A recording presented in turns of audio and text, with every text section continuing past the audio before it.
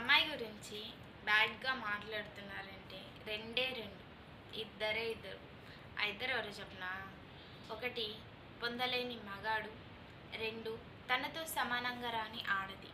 వీళ్ళిద్దరికి వేరే పనులే ఉండవు, కళ్ళంతా అమ్మాయి మీదే ఉంటాయి. ఎందుకంటే ఒక అమ్మాయి గురించి ఎప్పుడు మాట్లాడుతూనే ఉంటారు కదా, కాబట్టి చెప్తున్నా వినండి. ఒక అబ్బాయి అమ్మాయి మాట్లాడుకుంటే ఎలా పడితే అలా ఊహించుకోవడం మీరు కాదు, వాళ్ళు ఊహించుకోవాలి ఫస్ట్.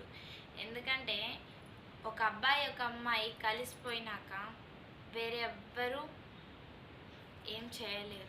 కాబట్టి ప్రేమ అనేది ఎప్పుడు కలుగుతుందో ఎలా కలుగుతుందో చెప్పలేము. అది కలిసాక ఎవ్వరూ ఆపలేరు కూడా. కాబట్టి ఎంతోమంది ఇష్టపడుతుంటారు. ఆ ప్రేమ విలువ వాళ్ళకే తెలుసుంటుంది, అది కొంచెం ప్రేమ ఎంత ప్రేమ. కాబట్టి వాళ్ళు అనుభవించే వాళ్ళు అనుభవిస్తారు, మధ్యలో మనకి